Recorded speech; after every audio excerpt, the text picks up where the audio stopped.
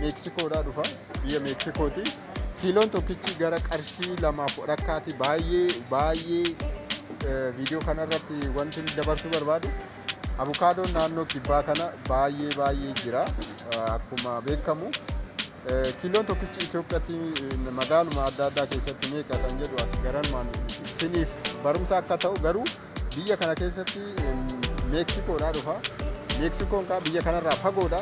Akkuma beekamu Itoophiyaan immoo naannoo biyyoota Arabaa kanaaf dhiyoonya qabdi. Avokaadoo fireeshii biyya kanatti dhiyeessuu hin dandeechi. Biyya keessatti garuu akkuma ilaaltan gatiinsaa baay'een ajaa'ibe. Biyya Meksikooti as dhufa. Kiiloon tokkichi biyya keenyaa kanaanuu kanan caccaala guddinaan nama ajaa'iba garuu.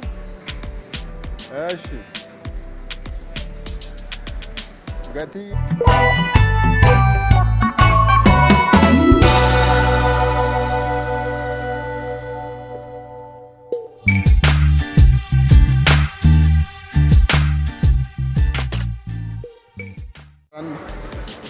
chaanala keenya subscribe gochuu ganamaan hin irraanfatinaa jechuun barbaada. Kanatti aansee maaliin sin daawwachiisa kan jedhu akka biyya nani keessa jiruutti gatiiwwan kuduraa fi muduraa wal bira qabnee ilaalla. Kuduraan biyya keenyatii fi gatiin jechuudha. Gatiin ani akka biyya keenyatti kuduraan illee akka Itoophiyaa keessa yommuu jiru kan hin argine biyya kanatti illee argeera. Biyyoota adda addaatirraa dhufanitti fakkaata. Sweet melon jedhama kun amma akka sweet melon jedhama gatiinsaa kiiloodhaan hanga birrii 70-80tti kan gurguramu. Kun gatii biyya keenya wajjin wal qabsiisnee yommuu ilaallu maaliif biyya keenyatti bishaan qabna, qilleensa haaraa qabna, qilleensa mijaa'aa qabna garuu maaliif furuutiin adda addaa akka gaariitti biyya keenya keessa kan hin jiraanne kan jedhu garanumaan yaada keessan koomentii jalatti barreessaa. Kun South Africa grapes jechuudha. South Africaati. Kiiloo tokkichi gara qarshii tokkooti. Qarshii Itoophiyaatti meeqa akka ta'e siniifan ibsaa. Biyya South Africaati dhufa. Itoophiyaa keessa jira garuu gara biyya keenyaa white grapes Australiyaadha, Indiyaadha, South Africaadha. Biyyoota adda addaati dhufa. Biyya keenyaa dhufe natti fakkaatu garuu shankoora sinitti agarsiisa. Kunis shankoorri kun biyya Indiyaatti dhufe. Amma shankoorri kun biyya Indiyaatti dhufe. Kiiloon tokkichi qarshii tokkoo fi qarshii 2 jedhaani. Boqqolloonis jira. Boqqolloon kunis biyya Hindiitti dhufe. Boqqolloo kana ilaalame hin xaamu garuu gatiin isaa qarshii tokkoo fi gara qarshii 2tti kiiloon tokkichi. Furuutota kana maqaa isaanii asirratti barraa'ee jira. Kan ajaa'iba garuu shankoora babbareeda biyya keenyaa sanillee gara biyyoota Arabaatitti ekspoortii gochuu akka dandeenyu garanumaan viidiyoo kanarraa ilaaluu barumsa argattan jedhee tayyaala. Fakkeenya biyyoota isaanii asirratti barreeffamaniiru Omaan, Indiyaa kan jedhu jechuudha. Gara muuziittis fida. Muuzni fakkeenyaaf kiiloon tokkichi kiiloo miti abbaa 3 firee 3 asirratti akkanatti ashaganiitoo gara qarshii 100 jechuun dandeechanii 80-90 akka biyya keenyatti sinitti hima. Abbaa 3 kan biyya Hindiiti. Muuziin kun kalarii isaa akkuma argitan kana. Kunis kan Hindiiti. Biyya keenya illee baadiyyaadha gara magaalaatti hin dhufa. Qarshii tokkoof akka gatii isaa iskiriina gubbaarratti siniifan barreessa. Baay'inaan biyya Hindiitti kan dhufanii muuziiwwan as jiran akkanatti fakkaatittu biyya Biraazil illee hin dhufanii. Fakkeenyaaf kun Filiippiiniidha. Filiippiinii kan dhufu qarshii kiiloo tokkichi gara birrii 50-60-70tti kan lakkaawwamu. Burtukaanni kiiloon tokkichi biyya kanatti gara nus dinaara jedhanii biyya kanaan akka biyya kanaatti nus dinaara jechuun biyya Ispeenii dhufa. Burtukaanni kun biyya Ispeeniiti. Akkuma laaltan gatiisaa gara birrii 70 qaba akka qarshii yeroo ammaa titteechuudha. Kookiin kun akkuma beekamu biyya keenya jira baay'eedha. South Africaadhaa dhufa. Akkuma argitan kiiloo tokkichi qarshii tokko gatiisaa qarshii Itoophiyaatti isiniifan barreessa. Maangoodha. Maangoon kun immoo Meeksikoodhaa dhufa. Biyya Meeksikooti. Kiiloon tokkichi gara qarshii 2.5 baay'ee viidiyoo kanarratti wanti dabarsuu barbaadu. Avukaadoon naannoo kibbaa kana baay'ee jira. Akkuma beekamu kiiloon tokkichi Itoophiyaatti magaaluma adda addaa keessatti meeqa kan jedhu as garanumaan isiniif barumsa akka ta'u garuu biyya kana keessatti Meeksikoodhaa dhufa.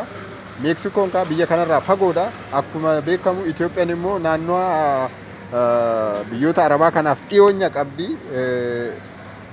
Avukaadoo fireeshii biyya kanatti dhiyeessuu hin dandeechi. Biyya koo keessatti garuu akkuma laaltan gatiisaa baay'een ajaa'ibe. Biyya Meeksikooti as dhufa. Kiiloon tokkichi an biyya keenya kanaanu kanan caccaala guddinaan nama ajaa'iba garuu.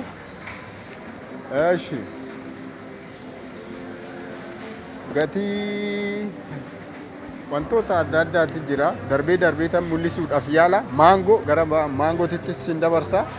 Maangoon kun biyya kamii akka dhufe asirratti naan ibsamne garuu kiiloon tokkichi qarshii 2 jechuudha. Qarshii 2 maangoo biyya keenyaa kanaan caccaala. Qarshii 2 jechuun gara biyya keenyaatti gara birrii 300 jechuudha. Kun immoo maangoo biyya kamii akka ta'e Indiyaadha. Biyya Hindiitti dhufa. Maangoon kun kiiloon tokkichi qarshii 2 jechuudha. Qarshii 2 gara birrii 300ti. Kunis baay'ee nama ajaa'iba. Yaada asirratti barumsa guddaa irraa arganna. Viidiyoon kun akkuma biyya keenyaatti illee gatii adda addaa asirraa barachuu hin dandeenya. Darbee isinitti mul'isa. Furuutiiwwan adda addaa illee gatii isaa hin beeku. Shunkurtii amma fakkeenyaaf shunkurtii yeroo ammaa kana shunkurtiin adiin akka biyya keenyatti kiiloon tokkichi meeqa kan jedhu ani hin beeku. Garuu biyya kanatti biyya Hindiitii dhufa. Kiiloon tokkichi gara qarshii 104 birrii 1.5 asirratti. Gara biyya keenyatti qarshii meeqa akka ta'e komantii jalatti isiniifan barreessa. Shunkurtiin meeqa kan jedhu mee garanumaan shunkurtiin kiiloon asirratti kan argamu kun onee miidiyem baagedha. Qarshii 1 fi miidiyem baag jechuun yeddu galeessa kan taate jechuudha.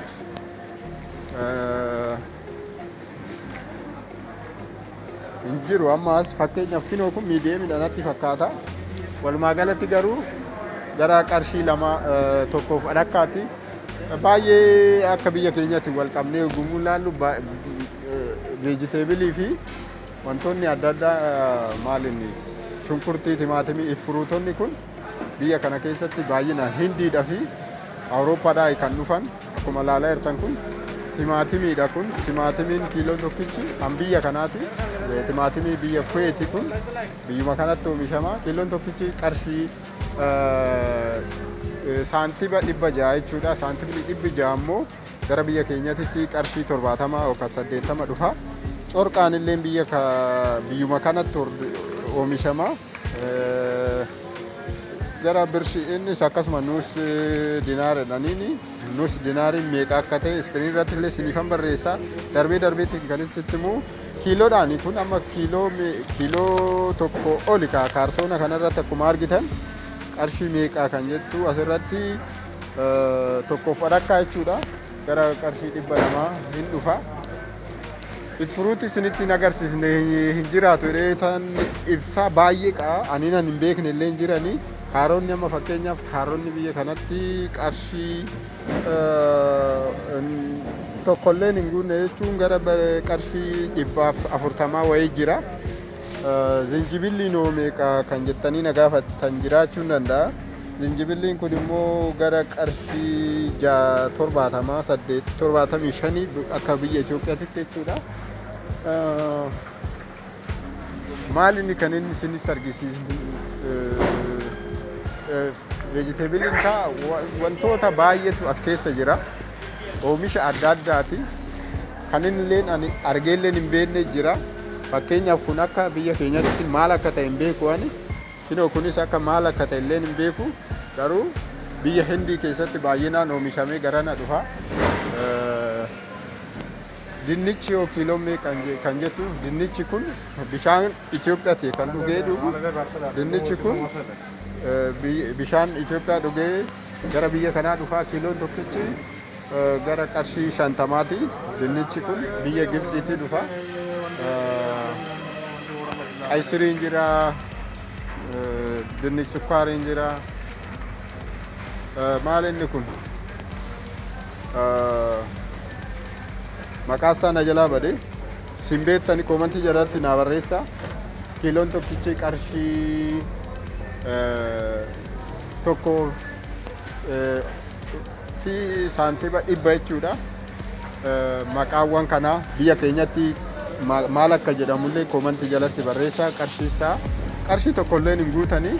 Dinnicha xixiqqoon illee jira. Kun zariidhaaf inatti fakkaata. Namoonni facaasuu barbaadaniif yaada keessan koomanta jalatti barreessaa. Naannawaan kun immoo akkuma arginu biyya Saawudiitti dhufa. Kaawulii filaawar jedhama. Roominiyoo, nutii, kaabeej maqaa isaaniillee wantoota kana qofan beekaa. Kanas beekaa. Kanas beekaa. Tokkoon isaanii hunda maqaa isaanii beekuun nama rakkisaa. Shankoora kana garuu baay'een jaaladhe. Namoonni shankoora barbaadan kan Lulluu Seentar magaalaa Kuweet naannoo Kaahil dhuftanii fudhachuu dandeessanu. Viidiyoo keenya har'aa garanumaas xumuruun barbaada. Siyaansee maal isinitti agarsiisa. Laayikii gochuun hin dagatina. Yoo isinitti tole immoo viidiyoon kun sheerii gochuun hin dagatina jechuun barbaada. Baay'ee isin galateeffadha. Sagalee I hope baay'ee nama jeeku jiraachuu danda'a garuu gatiiwwan hunda isaaniitillee iskiriina gubbaarratti siniifan barreessaa. Garanumaan garuu baay'ee galatooma jechuun barbaada. Bye bye.